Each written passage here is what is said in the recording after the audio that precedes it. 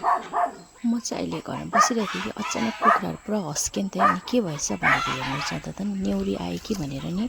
किनभने हाम्रोतिर न्याउरी पुरा आउँछ नि त भरे हेर्नु गएको त यो हर्नबिल आएको रहेछ हो यो यल्लो यसको टाउकोमा चाहिँ यल्लो छ अनि यो चाहिँ एक्लै रहेछ नि यो आएको देखेर चाहिँ कुखुरा चाहिँ पुरा हस्केको रहेछ नि त है अनि मेरो पाला है त्यहाँ एउटा भिडियो बनाइहाल्छु भनेर चाहिँ भिडियो बनाएको नि त अनि यहाँनिर चाहिँ यस्तो हर्नबिलहरू आउने गर्छ है कोही बेला ग्रे आउँछ अस्ति मैले हालेको थिएँ अहिले चाहिँ यस्तो खालको आएको छ एउटा मात्रै छ अनि यो उडेर चाहिँ यता आँपको रुखमा बस्यो कि अनि त्यहाँनिर चाहिँ चिबेको सायद उयो थियो होला गुड थियो होला कि अनि चिबेले चाहिँ पुरा खेदायो दुई बिचरालाई अनि आएर यहाँ अर्को हाँगामा आएर बस्यो